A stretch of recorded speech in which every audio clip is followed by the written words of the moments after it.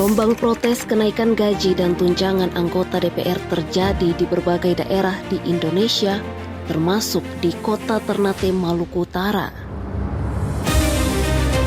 Aksi yang makin memanas usai driver ojol Afan Kurniawan dilindas rantis Brimob juga memicu kemarahan di kota Ternate. Tepatnya pada Senin 1 September 2025, para mahasiswa dari sejumlah kampus di kota Ternate hingga aliansi ojek online melangsungkan aksi unjuk rasa. Ratusan mahasiswa gelar aksi unjuk rasa di depan kampus Fakultas Keguruan dan Ilmu Pendidikan atau FKIP, Universitas Khairon, Kecamatan Ternate Utara. Tidak hanya itu, mereka juga berunjuk rasa di depan kantor DPRD Kota Ternate hingga terjadi saling dorong dengan aparat yang berujung kericuhan.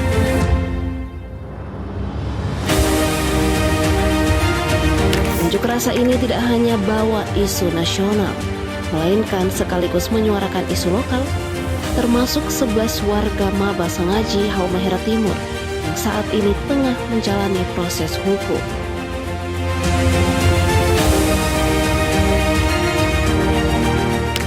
Episode 4 Saksi Kata Tribun Ternate, Rizko Hardi, Korlap Aksi dari BEM Unhair, menegaskan 17 tuntutan dan akan terus melangsungkan aksi jika tuntutan tersebut tidak diindahkan.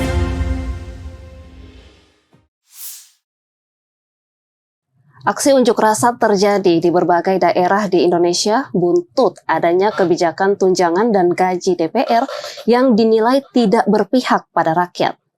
Aksi ini memanas dan memicu kemarahan rakyat usai seorang driver ojek online almarhum Afan Kurniawan dilindas kendaraan taktis atau rantis Brimob saat ia masih berusia 21 tahun, padahal dia tidak sedang melakukan aksi, tetapi hanya mengantar makanan di sekitar kawasan aksi di Jakarta pada Kamis 28 Agustus 2025 lalu. Hal ini mengakibatkan aksi unjuk rasa berlangsung di berbagai daerah di Indonesia hingga saat ini. Para mahasiswa dan sejumlah universitas hingga aliansi ojek online di kota Ternate juga melakukan aksi serupa pada hari Senin 1 September 2025 kemarin, tepatnya di depan gedung DPRD Kota Ternate, dan aksi memanas karena pengunjuk rasa dan aparat sempat terlibat saling dorong hingga berujung ricuh. Tribuners, Anda sedang menyaksikan episode 4 Saksi Kata, aksi demonstrasi mahasiswa di Kota Ternate buntut dari tunjangan dan gaji DPR yang dinilai tidak berpihak pada rakyat.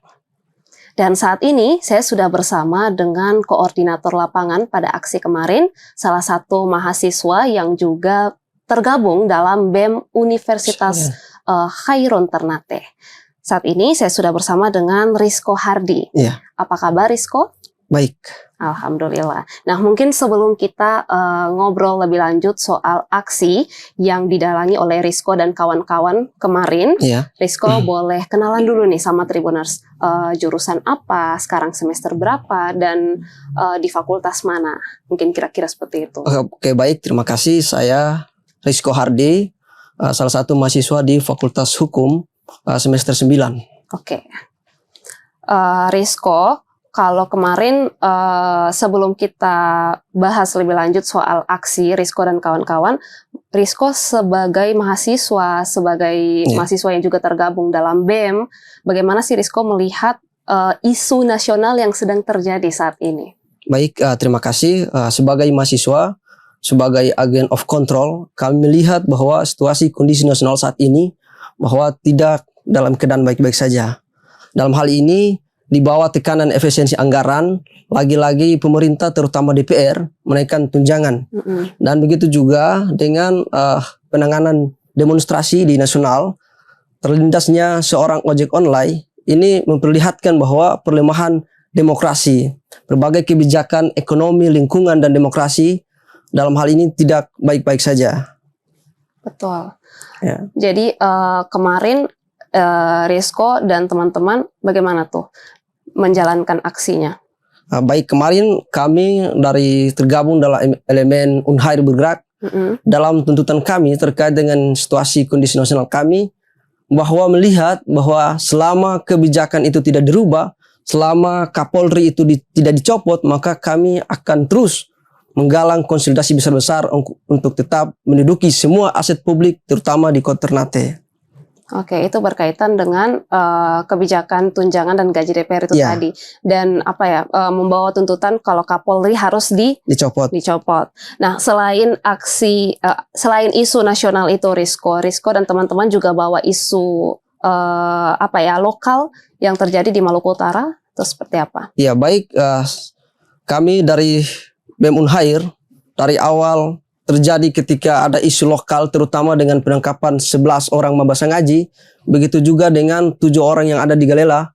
Maka di situasi kondisi nasional ini kami juga membawa isu lokal, terutama dengan itu penangkapan dan penahanan, terutama dengan 11 orang Mabasa Ngaji. Begitu juga dengan 7 orang yang ditangkap di Galela. Oke, nah itu untuk isu lokalnya. Iya. Nah, Rizko dan teman-teman kemarin gelar aksi dan katanya ingin menuntut sampai Kapolri dicopot dan mungkin tuntutan-tuntutan yang lain. Iya. Kalau untuk aksi yang kemarin, menurut Rizko, apakah itu tujuannya sudah tercapai kah atau seperti apa? Baik, tujuan kami selama kami sampai saat ini belum dapat informasi bahwa Kapolri itu dicopot, tunjangan DPR itu juga belum ada final, maka sampai saat ini kami akan terus menggalang konsolidasi besaran. Oke, jadi dirasa aksi yang kemarin itu tujuannya belum tercapai, Belum begitu? tercapai, ya. Oke, apakah kemarin Rizko dan teman-teman ada bertemu atau berhadapan langsung dengan pejabat atau seperti apa?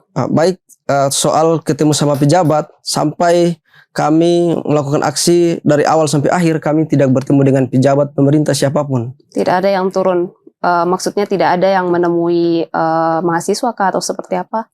Nah, kemarin itu kami BEM Unhair sendiri juga ada beberapa aliansi pergerakan yang lain juga berada di lokasi yang sama.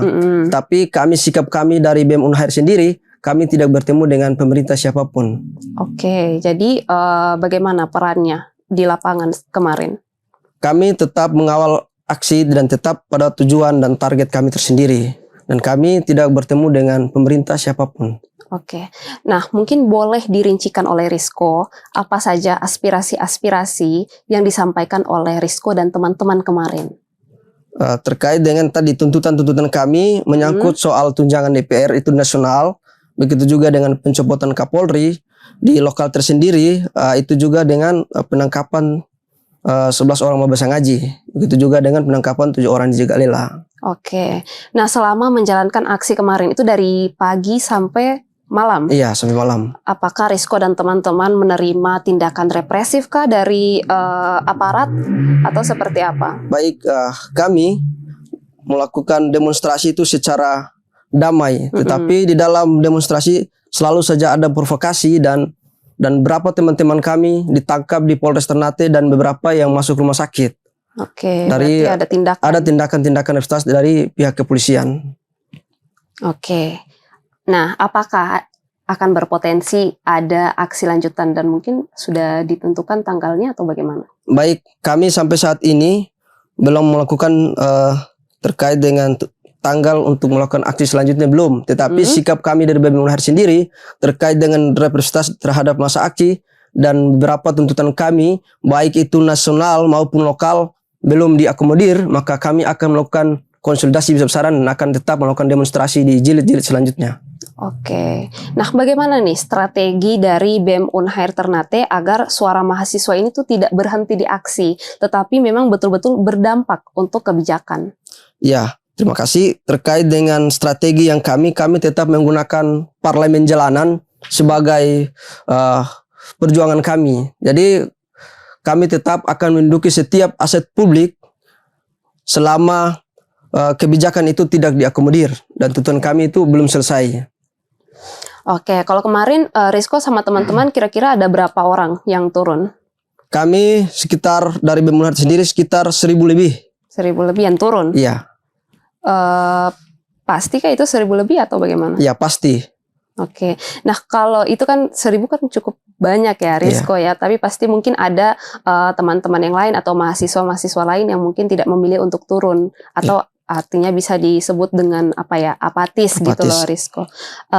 Apa pesan yang ingin Rizko sampaikan untuk teman-teman yang mungkin tidak ikut turun aksi bersama Rizko atau yang punya sifat-sifat apatis ini? Baik, terkait dengan teman-teman yang mungkin belum kesempatan untuk terlibat dalam gerakan-gerakan aksi massa, bahwa sebagai mahasiswa, saya mengajak kepada seluruh mahasiswa bahwa saat ini kondisi negara dalam keadaan tidak baik-baik saja, bahwa sejarah perjuangan mahasiswa itu membuktikan bahwa bisa meruntuhkan rezim. Dan oleh karena itu, sebagai mahasiswa, sebagai penyambung lidah rakyat, mari kita sama-sama terus terlibat dalam gerakan-gerakan aksi massa, bahwa kita punya sejarah bahwa sebelum negara ini merdeka, kitalah yang menjadi penegak dan pendirian dalam suatu negara. Aksi pada tahun 1998 itu membuktikan bahwa gerakan mahasiswa mampu meruntuhkan rezim. Oleh karena itu, mari sama-sama kita tidak boleh putus asa dan terlibat dalam aksi-aksi selanjutnya. Tidak boleh apatis. Tidak boleh apatis. Oke, terima kasih Rizko untuk penjelasannya. Oke, jadi kan tadi kan Rizko sempat menyinggung kalau ada teman-teman yang ditangkap oleh aparat, tapi sudah dilepaskan. Ya, sudah dilepaskan. Jadi bagaimana itu? Maksudnya ditangkap kenapa, terus bagaimana sampai akhirnya dibebaskan? Ya, baik, kemarin itu sudah terjadi kondisi di lapangan itu tidak baik-baik saja. Terus polisi ini dalam hal ini dalam penanganan aksi, mereka tidak melihat bahwa siapa yang melakukan pelemparan sehingga melakukan penangkapan dan representasi terhadap mahasiswa itu tidak melihat itu. Sehingga terjadi penangkapan dan itu melakukan penangkapan, mereka melakukan representasi terhadap mahasiswa. Ada berapa orang yang ditangkap? Sekitar 16. 16 yang sudah dibebaskan? Iya. Oke. Oh iya, tadi juga katanya ada yang dirawat di rumah sakit.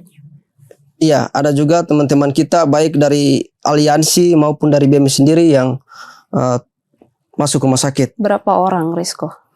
Terkait dengan jumlah, sampai saat ini saya belum konfirmasi sepenuhnya karena masih ketika terjadi di lapangan itu masing-masing mengamankan diri, sehingga sampai saat ini belum terkonfirmasi secara betul berapa jumlah yang kawan-kawan kita yang masuk rumah sakit. Bagaimana itu luka yang didapat oleh teman-teman Rizko? Ada sebagian yang pecah, ada juga sebagian yang tulangnya patah, dan banyak sekali kondisi teman-kawan kita yang ada di rumah sakit. Berarti sampai saat ini masih dirawat? Iya, sampai saat ini masih dirawat di rumah sakit umum. Oke. Ya, mungkin ada semacam kebijakan-kebijakan dari kampus untuk BEM mengenai aksi ini? Iya, kemarin kami setelah melakukan teknik lapangan, kami menerima surat edaran dari kampus bahwa kampus itu dileburkan. Dalam hal ini kuliahnya daring. Dari kemarin kan, dari hari dari sampai sekarang? Sampai sekarang. Sampai kapan itu, Rizko? Sampai saat ini kami belum tahu terkait dengan kebijakan kampus. Tapi seingat saya itu 3 hari. Oke, berarti sampai besok daringnya. Oke Rizko, kamu sebagai mahasiswa, kamu juga bergabung dalam BEM, kamu juga turun langsung dan menjadi koordinator dalam aksi ini. Secara pribadi lah, apa harapannya Rizko untuk isu ini ke depan? Harapannya seperti apa gitu?